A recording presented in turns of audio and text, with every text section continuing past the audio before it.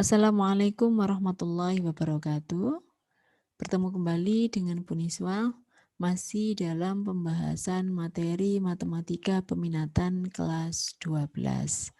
Pada kesempatan kali ini kita akan membahas materi tentang distribusi peluang binomial.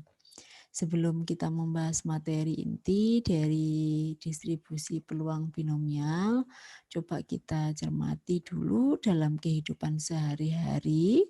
Sering kita jumpai atau bahkan kita sendiri mengalami kejadian yang hanya memiliki dua hasil yang mungkin. Contohnya apa? Nah, ketika kita berjualan, maka kemungkinan yang akan kita hadapi, kita akan mengalami untung atau rugi. Yang kedua, misalkan kita mengikuti ujian.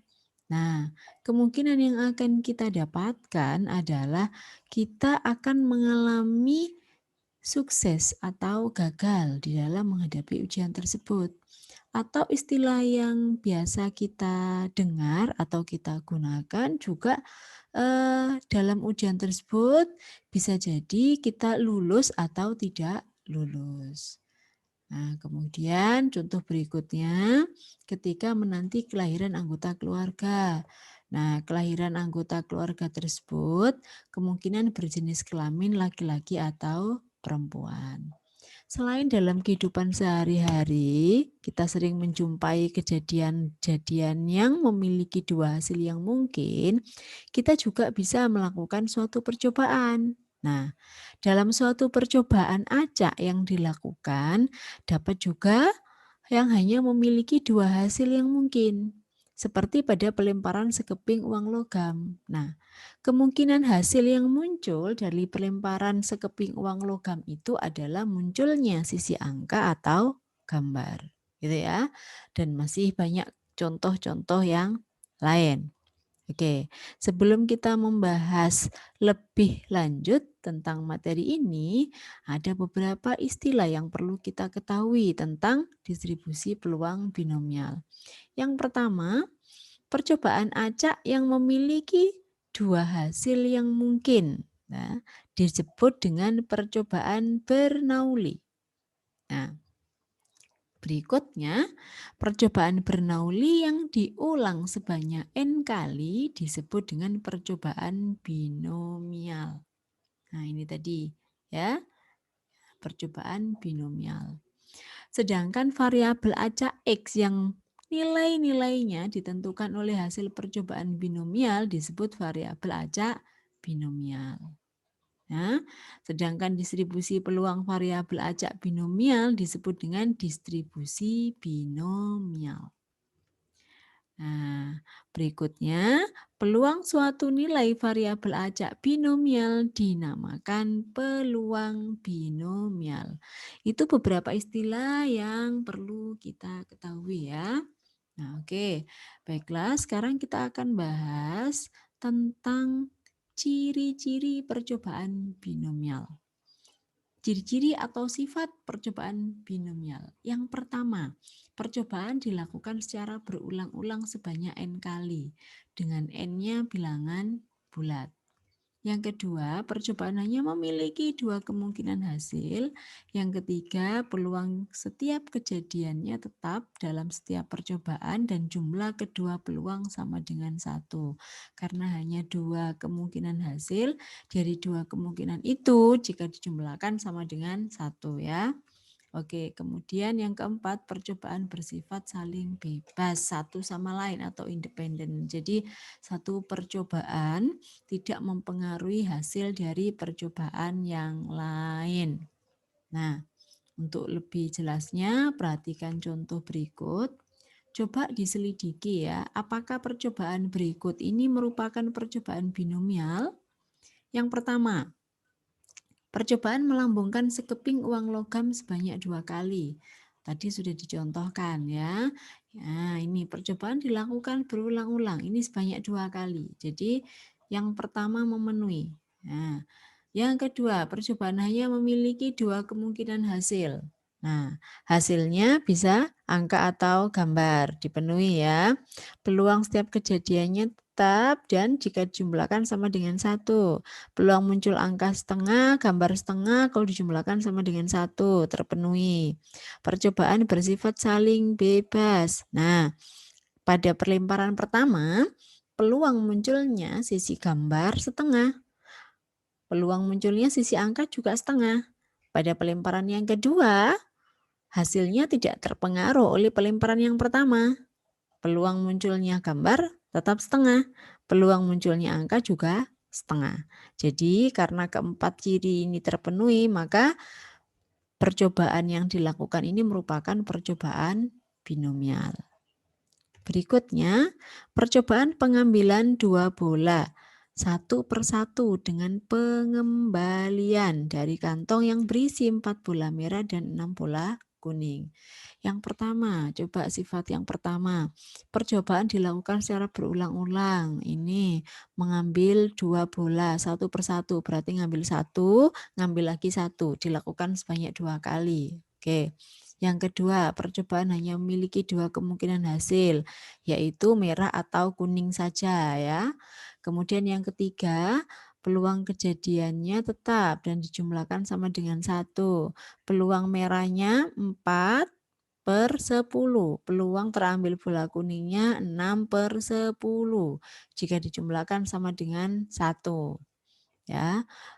Percobaan bersifat saling bebas satu sama lain, tidak terpengaruh ya. Terambil yang pertama misalkan merah 4/10, peluang terambilnya bola yang kedua tidak terpengaruh oleh pengambilan bola yang pertama. Gitu ya. Oke, kemudian percobaan ini bisa dikatakan percobaan binomial karena memenuhi keempat ciri tersebut. Berikutnya, menjawab 10 pertanyaan pilihan ganda yang memiliki 5 pilihan jawaban. Apakah merupakan percobaan binomial? Nah, ini percobaan dilakukan secara berulang. Ini dilakukan 10 kali menjawab pertanyaan ya. Berarti nomor 1 terpenuhi. Percobaan hanya memiliki 2 kemungkinan hasil.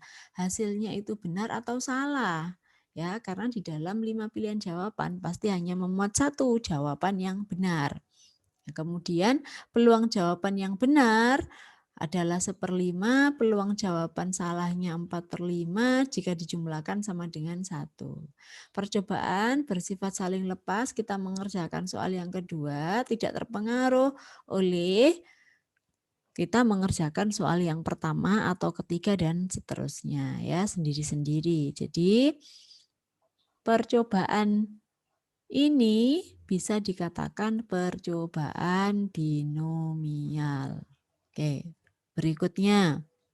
2 buah kartu diambil dari seperangkat kartu remi.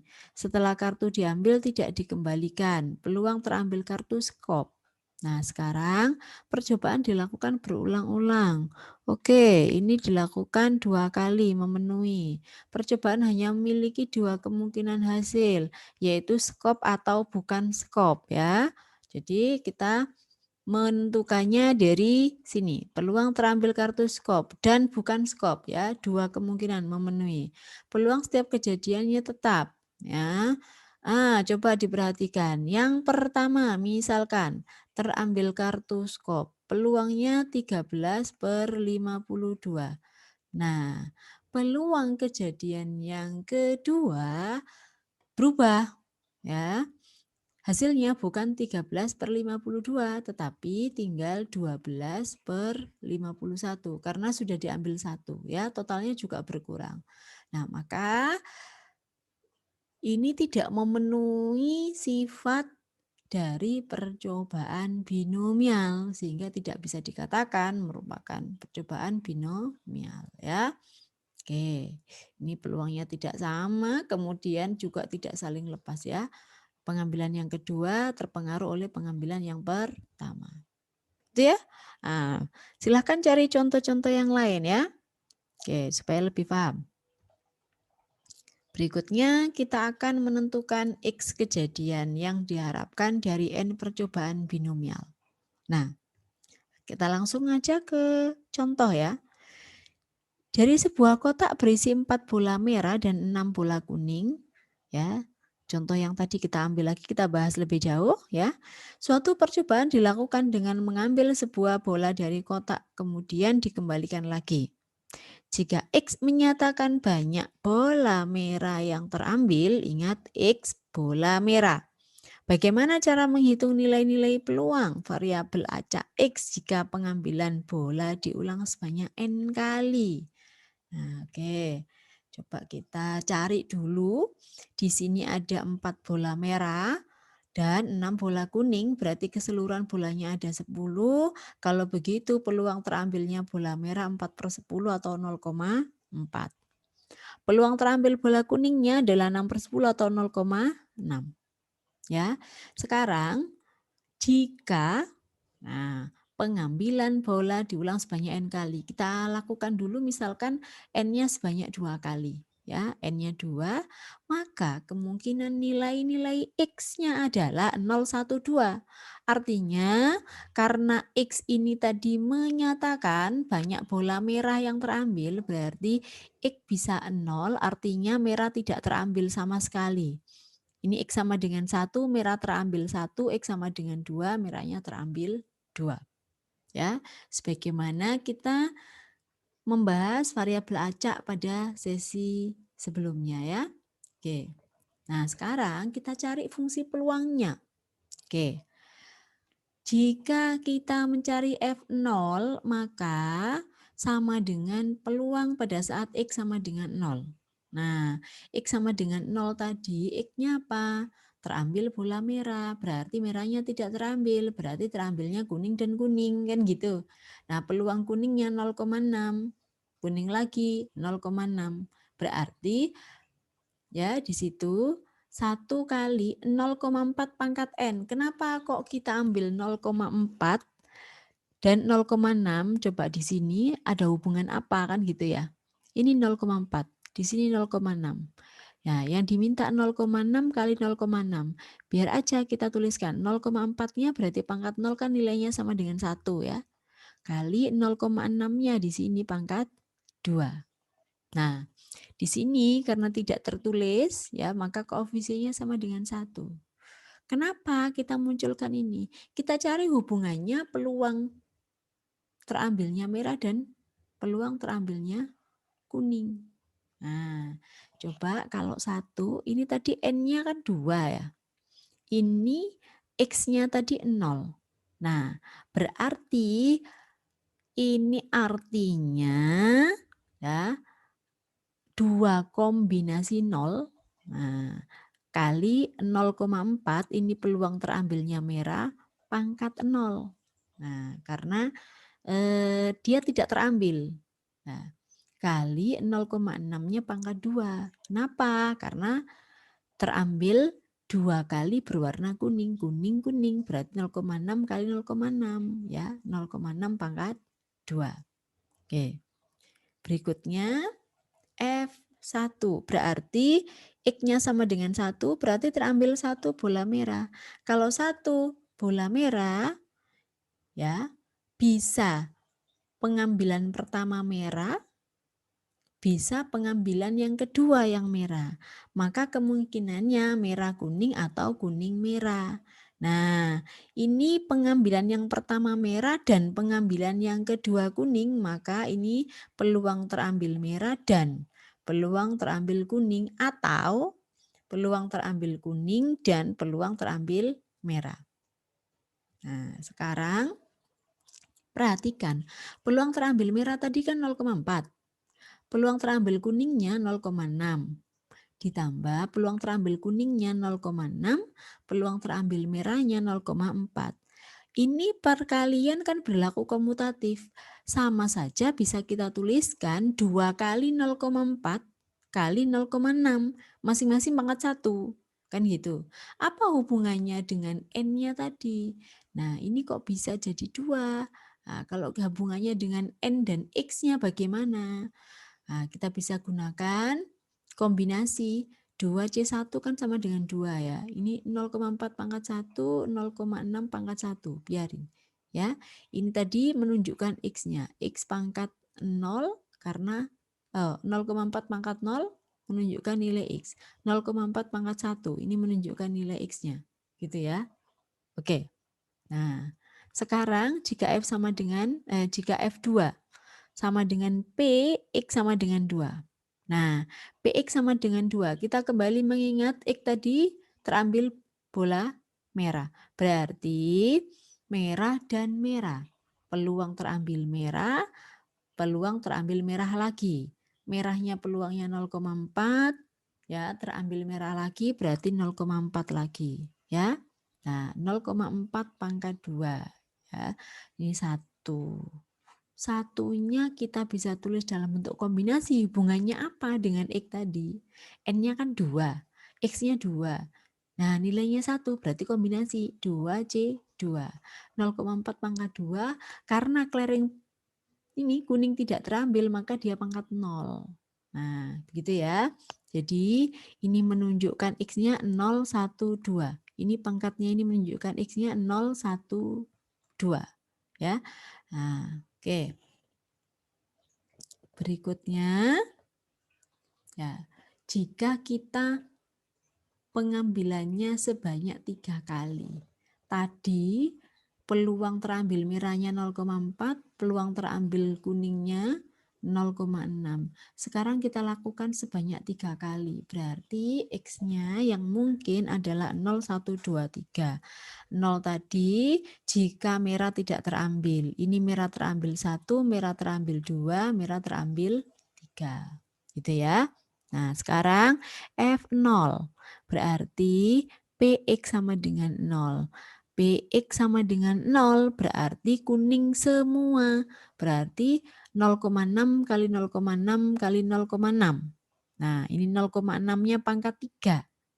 Nah, karena merahnya tidak terambil, maka 0,4-nya pangkat 0. Ya, ini 1. Hubungannya apa? Tadi N-nya 3, X-nya 1, X-nya 0, berarti 3C0. Gitu ya. Oke, untuk menggantikan angka 1 ini. Berikutnya, kita cari F2. F1. Nah, sama dengan PX sama dengan 1. Merahnya terambil 1, berarti merah kuning-kuning atau kuning merah kuning atau kuning-kuning merah. Nah, kita tinggal masukkan peluangnya merah, ya, kuning dan ya, karena ini terambil, ya, dilakukan 3 kali, berarti merah dan kuning, maka ini perkalian bentuknya, ya. Kemudian atau, ya, atau kemungkinan yang lain, kuning, merah, kuning. Atau kuning, kuning, merah. Nah, tinggal masukkan peluang merah 0,4, peluang kuningnya 0,6, peluang kuningnya 0,6, kuning lagi 0,6, merahnya 0,4, 0,6, perhatikan di sini 0,6-nya pangkat 2, 0,4-nya pangkat 1. Nah, karena tadi fokusnya ke nilai X sama dengan 1. Ya, berarti 0,4 pangkat 1 kali 0,6 pangkat 2. Ini tertulis sebanyak 3 kali ya. Ini 1, 2, 3.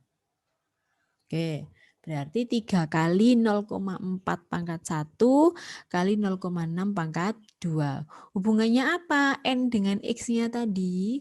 Ya, 3 dengan 1. Kita tulis kombinasinya 3C1 sama dengan 3 kan? Oke. Ya. Berikutnya F2. Berarti merah terambil 2. Ya. Merah-merah kuning atau merah kuning merah atau kuning merah merah. Nah, sekarang merah-merah kuning 0,4, 0,4, 0,6. Nah, ini juga 0,4, 0,4, 0,6. Kan sama ya ini ya. Nah, ketiga-tiganya ini sama. Berarti 0,4-nya pangkat 2. 0,6-nya pangkat 1. Tertulis sebanyak 3 kali. Kan gitu ya. Oke. Nah, ini X-nya sama dengan 2 tadi. Di sini ada angka 3. N-nya sama dengan 3. Berarti kita tulis dalam bentuk kombinasi 3C2. 0,4 pangkat 2 kali 0,6 pangkat 1. Yang terakhir, F3. berarti X-nya sama dengan 3. Tadi X-nya adalah terambil bola merah, berarti merah semua. PM, M. Nah, PM kali PM kali PM, 0,4, 0,4, 0,4. Pangkat 3 kan? Nah, berarti 0,6-nya pangkat 1. Oh, pangkat 0 ya. Nah, ini pokoknya kalau dijumlahkan harus sama dengan 3. Ya, harus sama dengan N. Sekarang di sini N-nya tadi 3, X-nya 3. Nah, ini nilainya kan 1. Berarti NCX, kan gitu. 0,4 pangkat 3, ini nilai X-nya. Nah, ini nilai N dikurangi X. Oke, dari bentuk yang ya, kita temukan tadi untuk N-nya sama dengan 2 dan N sama dengan 3, ya, polanya sudah bisa terbaca. Ini ya, ini NCX. Ya, ini peluang dari yang diinginkan tadi, variabel X-nya tadi ya, peluangnya berapa. Ya. Nah, X tadi kan merah ya. Oke. Ini X-nya di sini 0, kemudian di sini X-nya 1, ini 2, 3, begitu ya. Di sini NCX ya. Kemudian ini peluang dari yang diinginkan, peluang dari X-nya. X-nya jadian apa yang diharapkan ya. Kali 0,6 itu 1 min peluang dari X-nya ya. Jadi ini kalau dijumlahkan peluangnya harus sama dengan 1. Ini ya. Oke. Nah, maka dengan memperhatikan pola perhitungan tersebut dapat disimpulkan bahwa peluang X kejadian yang diharapkan dari N percobaan binomial bisa kita tuliskan Fx sama dengan P peluang untuk X-nya ini kejadian yang diinginkan berapa kali muncul, N-nya itu yang percobaannya, ini P-nya peluangnya gitu ya. Nah, di mana rumusnya NCX P pangkat X kali Q pangkat N min X. Di mana nah, kita ketahui bahwa NCX itu koefisien dari binomialnya ini. Kemudian X merupakan banyak kejadian yang diharapkan. Ya, P-nya merupakan peluang kejadian yang diharapkan. Ya, dan Q-nya adalah komplemennya. Jadi komplemennya dari P, sehingga 1 min P itu sama dengan Q. Gitu ya. Oke. Ini tadi P dan Q kalau dijumlahkan harus sama dengan 1. Oke. Nah, untuk lebih memahami, kita perhatikan contoh soal berikut. Santi mengerjakan 5 soal pilihan ganda dengan 5 pilihan jawaban. Tentukan peluang Santi menjawab benar 3 soal. Nah, coba kita amati N-nya di sini ada 5, ya kan? Nah, 5 soal pilihan ganda berarti 5 kali menjawab kan gitu. Nah, N-nya sama dengan 5. Kemudian ya, di situ dengan 5 pilihan jawaban. Dari 5 pilihan jawaban ini pastinya yang benar hanya 1. Sehingga nah, yang ditanyakan tentukan peluang Santi menjawab benar. Nah, misalkan menjawab benar itu kita tulis P ya. Berarti P-nya sama dengan 1/5. Nah, Q-nya itu Q-nya berarti komplemennya. Kalau menjawab benar 1/5 berarti Q-nya sama dengan 4/5. Ini kan kalau dijumlahkan sama dengan 1. Ya, sekarang yang diminta menjawab benarnya 3 soal. Berarti X-nya sama dengan 3. Oke. Nah, karena yang dikerjakan 5 soal kemungkinannya kan benar semua, benernya 4, benernya 3, benernya 2, atau benar 1, atau enggak ada yang benar, kan gitu. Jadi X yang mungkin adalah 0 sampai 5. Karena ini yang diminta menjawab benar sebanyak 3 soal, maka X-nya sama dengan 3 yang diminta. Berarti kita mencari F gitu ya. Nah, F3 sama dengan P. Nah, tadi rumusnya bagaimana? Nah, di sini N, X, P. Ya. Nah, ini sama dengan N, J, X. P pangkat X kali Q pangkat N min X. Nah, karena yang diminta di sini N-nya 5, kombinasi 3, P-nya tadi peluangnya 1/5, ya, yang diminta tadi 3, oke, Q-nya 4/5, karena menjawab 3 benar berarti yang 2 ini salah, 5 dikurangi 3. Nah, 5C3 itu kan 10 ya. Nah, ini kalian pasti sudah bisa ngitungnya ya. 1/5 pangkat 3 berarti 1/125. 4 pangkat 2, 16/25. Ini pangkat 3. Oh, ini sudah hasilnya. Oke. Nah, sekarang ini bisa disederhanakan. Ini, nah, dibagi 5, ini dapat 25, ini dapat 2. Berarti 2 kali 16, ini 32 per 25 kali 25, 625. Oke, kalau bilangnya terlalu sulit, tidak perlu dihitung sampai hasil akhir, tidak apa-apa. Karena tujuan kita bukan mencari perhitungan hasil akhirnya. Ya, oke.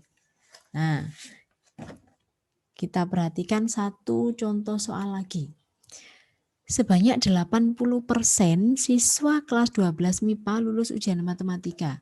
Jika dari siswa di kelas tersebut dipilih 10 siswa secara acak, tentukan yang pertama, peluang terpilih 6 siswa lulus ujian matematika. Perhatikan di situ, sebanyak 80% siswa lulus. Berarti kita ambil P-nya sama dengan 0,8. Ya. Nah, sekarang di sini 10 siswa, berarti N-nya sama dengan 10. Kemudian yang diminta di sini A, nah, ini peluang terpilih 6 siswa lulus, berarti X sama dengan 6. Kalau begitu, F6 sama dengan 10C6, ya, peluangnya 0,8 pangkat 6. Nah, ini tadi lulus peluangnya 0,8, berarti yang tidak lulusnya atau komplemennya adalah 0,2. Nah, berarti di sini 0,2 pangkat berapa? Karena di sini 10 anak, 6-nya lulus berarti 4-nya tidak lulus. Ini nanti bisa dilanjutkan menghitungnya ya. Oke. Sekarang pertanyaan yang kedua, yang B. Peluang terpilih 3 siswa tidak lulus. Nah, X-nya di sini tidak lulus. Berarti di situ X-nya tidak lulus. Nah, berarti sama dengan 3. Kalau X sama dengan 3, di sini F3. Maka ini 10C3, karena yang diminta tidak lulus berarti 0,2 pangkat 3. Nah, kali 0,8 pangkat 7. Jika kita menggunakan variabel tidak lulus, tetapi karena di sini sudah diketahui, di sini 80% siswa lulus. Nah, boleh kita menggunakan X-nya sama dengan 7, tergantung kita memahaminya ya. Nah, kalau X-nya sama dengan 7, berarti kita menggunakan yang ini, 10 F7 7 di sini ya. 10C7 0,8 pangkat 7 kali 0,2 pangkat 3. Jika yang diminta itu siswanya lulus banyak 7. Karena di sini 3 siswa tidak lulus. Jadi 3 ini peluang tidak lulusnya harus mengikuti. Gitu ya.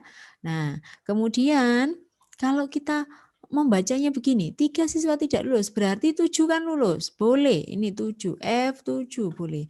Kalau di sini F7 berarti 7 ini peluang untuk siswa yang lulus, maka di sini menggunakan peluang siswa yang lulus. Ya, hasilnya akan sama ini ya. Oke.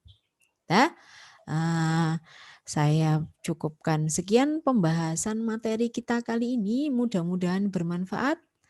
Saya akhiri, Assalamualaikum warahmatullahi wabarakatuh.